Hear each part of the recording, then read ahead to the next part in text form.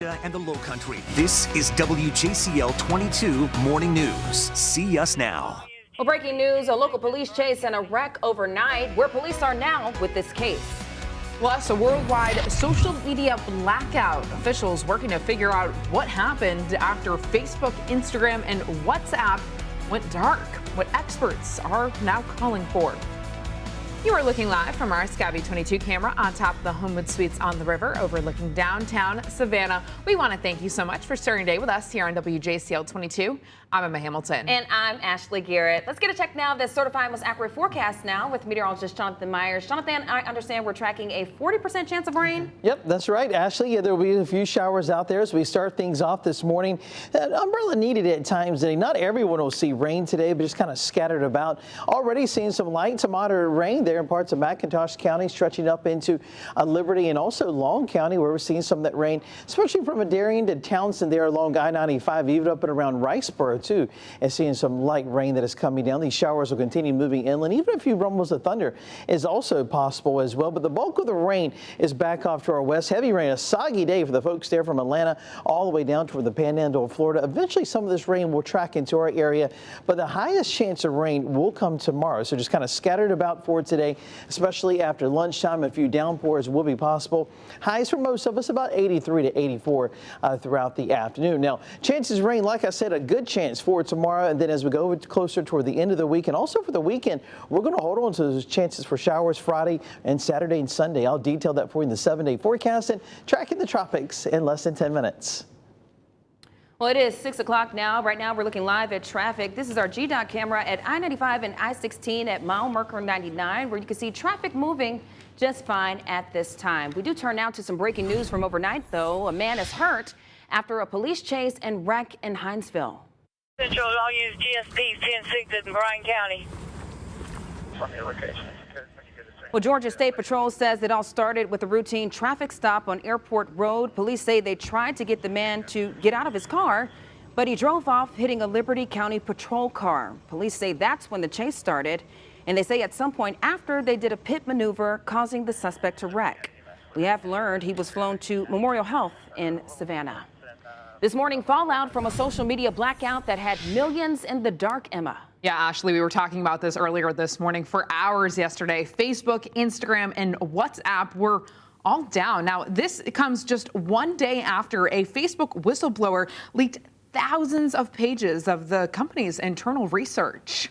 Facebook has realized that if they change the algorithm to be safer, people will spend less time on the site, they'll click on less ads, they'll make less money. The former Facebook employee who you just heard from, Frances Haugen, says the platform knows that it's spreading hate, violence, and misinformation and has tried to hide it. She claims the version of Facebook that exists today is tearing our society apart. Do you know how much Facebook makes off of you? $51 on your data on every user. It's $51 in America. And this profit plan works a lot better when you hook these kids young, right? So one of the things that we are now learning is how much money they're making off of our data.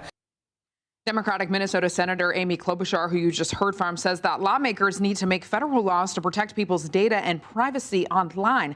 This after Apple reported 75% of its users opt out for data protection, Ashley. The big magical question, do we know the reason behind the social media giants having a blackout? We don't, and hopefully we do hear more information today, Ashley, and we will keep people updated both right here on air and online at our website at WJCL.com. Certainly caused a big shakeup yesterday. Emma, thank you. Well, Chatham County's very own Supreme Court Justice Clarence Thomas asked the first question of the court's new term. The first case was a dispute over groundwater between Tennessee and Mississippi.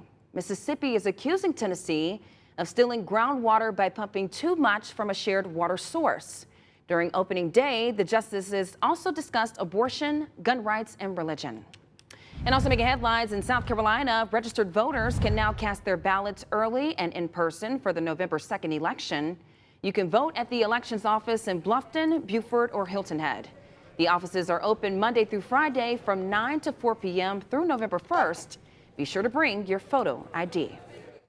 All new this morning, we now know more than 200 million Americans have gotten at least one dose of the COVID-19 vaccine. That's according to the CDC. The organization now says more than 185 million Americans are fully vaccinated. Well, let's take a look here locally. In Georgia, 48% of people are fully vaccinated. In South Carolina, 52% of people are fully vaccinated. 6:04 now, and right now, the Atlanta-based Delta Airlines is the only major U.S. carrier without a vaccine mandate for its employees. American and Southwest Airlines announced over the weekend they would be requiring employees to get the shots. Delta is requiring all new hires to be vaccinated, and it says it'll charge legacy employees a $200 health insurance surcharge until they are vaccinated.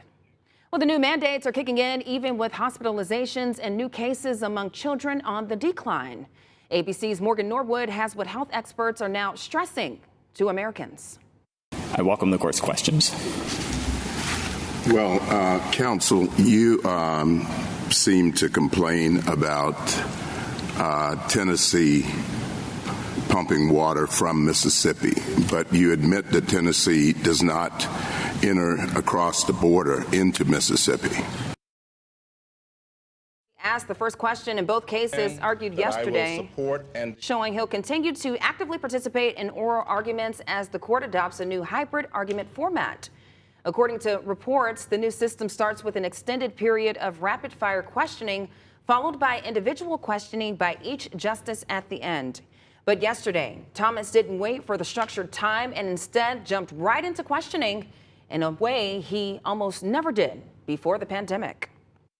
The consequences were clear: get the shot or get fired. While hundreds protested the vaccine mandate for New York City school district, the vaccination rate among teachers jumping to 96%. To those who have not yet gotten vaccinated, it's never too late to get the life-saving vaccine. Get your first dose today. You are more than welcome to come back to work. Our students need you. Our city needs you. In neighboring Connecticut, National Guard troops on standby to help fill staffing vacancies. It's ahead of a midnight deadline for state employees to show proof of vaccination or agree to weekly testing.